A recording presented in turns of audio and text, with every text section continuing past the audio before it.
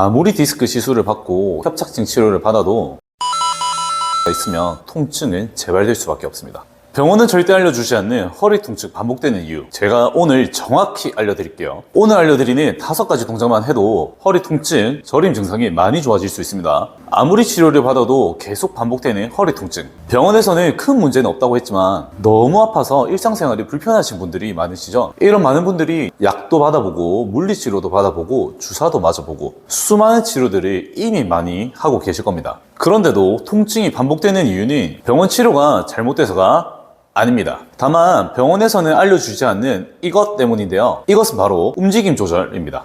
제가 영상 후반부에서 허리 통증 완화에 도움되는 신경계 기반 움직임 조절 운동을 5가지 알려드릴 건데요. 사실 동작보다 더 중요한 내용을 지금 설명드릴 거예요. 동작에 한 500만 원의 가치가 있다면 지금 설명드린 내용은 한 1,500만 원 정도의 가치가 있다고 생각하시면 됩니다. 잘 들어보시고 궁금하신 내용은 꼭 댓글에 남겨주세요. 3개월 넘게 허리가 아픈 만성 허리 통증 환자분들은 대부분이 움직임 조절 장애가 있으신데요. 움직임 조절 장애란 허리의 움직임이 비정상적인 것을 말합니다. 당연히 비정상적이기 때문에 허리에 손상이 계속 생길 수밖에 없겠죠. 우리가 허리를 숙이고 펴고 돌릴 때 허리와 함께 골반, 고관절, 흉추 등 주변에 있는 관절들과 함께 움직이는데요. 이때 허리가 움직여야 하는 적정량이 있습니다. 이 적정량보다 과하게 움직이면 허리에 손상을 만들어 디스크가 찢어지게 되고 협착증을 만들게 됩니다. 아무리 디스크 시술을 받고 협착증 치료를 받아도 움직임 조절 장애가 있으면 통증은 재발될 수밖에 없습니다.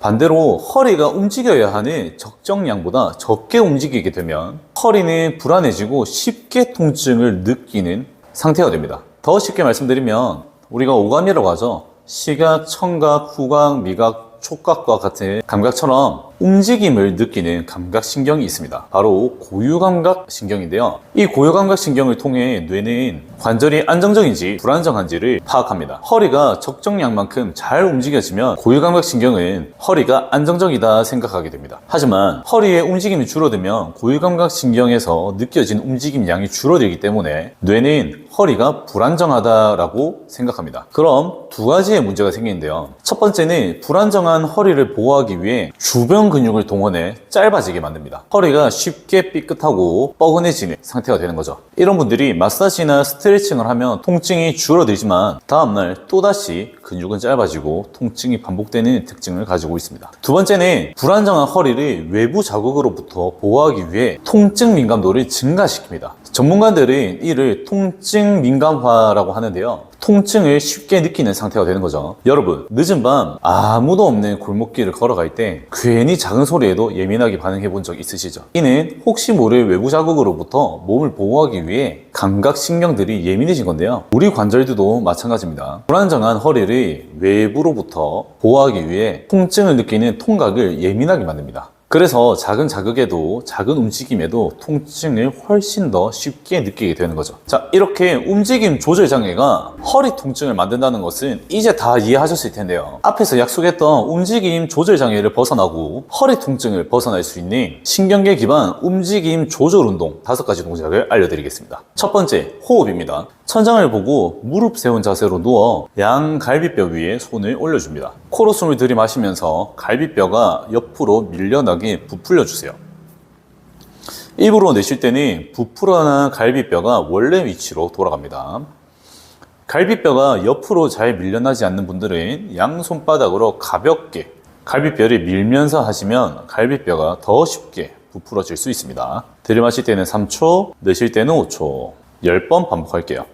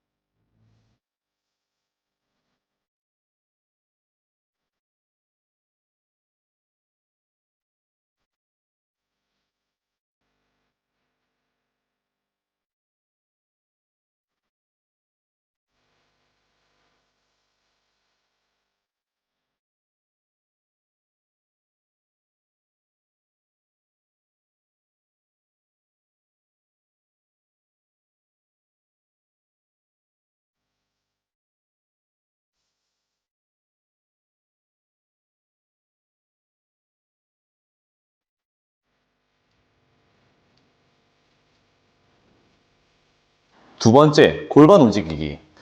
아까랑 동일한 자세에서 허리를 바닥에 붙였다 떼어주세요.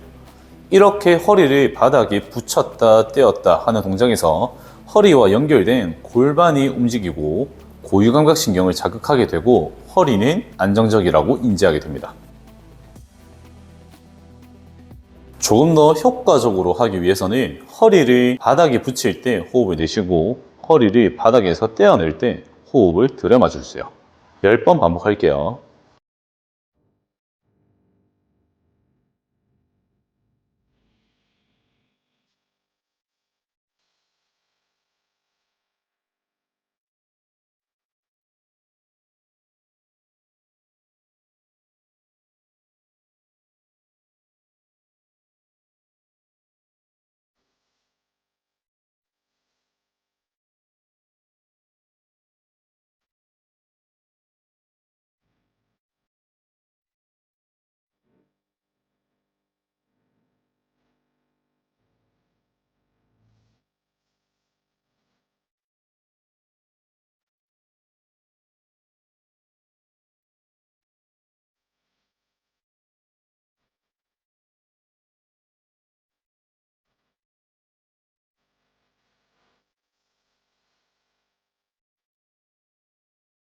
세 번째, 발가락 박수치기. 두 다리 쭉 뻗고 누운 자세에서 엄지발가락 길이 박수를 쳐주세요. 빠를 필요는 없습니다. 아주 쉽죠? 20번 반복할게요.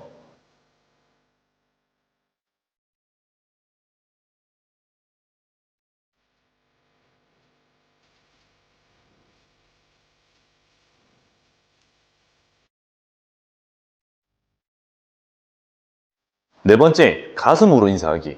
의자에 앉아 왼손을 허리에 대고 오른손을 가슴 위에 얹어주세요. 허리는 가만히 있고 가슴을 위아래로 움직여줍니다. 허리에 댄 왼손에서 움직임이 느껴지면 안 되고 오른손에서만 움직임이 느껴져야 됩니다. 이때 허리를 같이 이렇게 움직여주면 허리가 더 아파질 수 있습니다. 허리의 움직임을 가만히 두고 가슴에서만 움직임을 만들어주세요.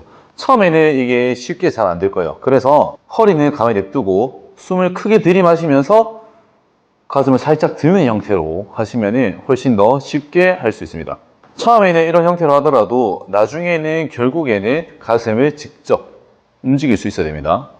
허리가 같이 이렇게 업다운이 되면 안 되고 허리는 고정, 가슴만 다운, 업, 다운, 업. 아시겠죠? 10번 해볼게요. 하나, 둘, 셋, 넷, 다섯, 여섯, 일곱, 여덟, 아홉, 열. 움직임이 클 필요는 없습니다.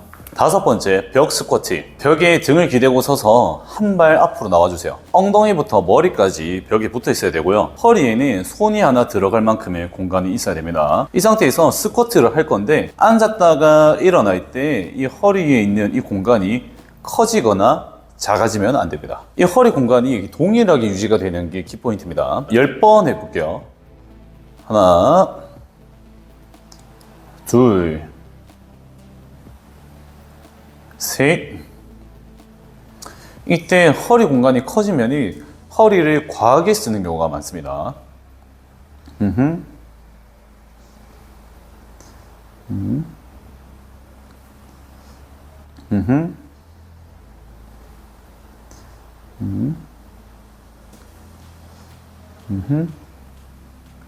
자, 마지막 하나만 더.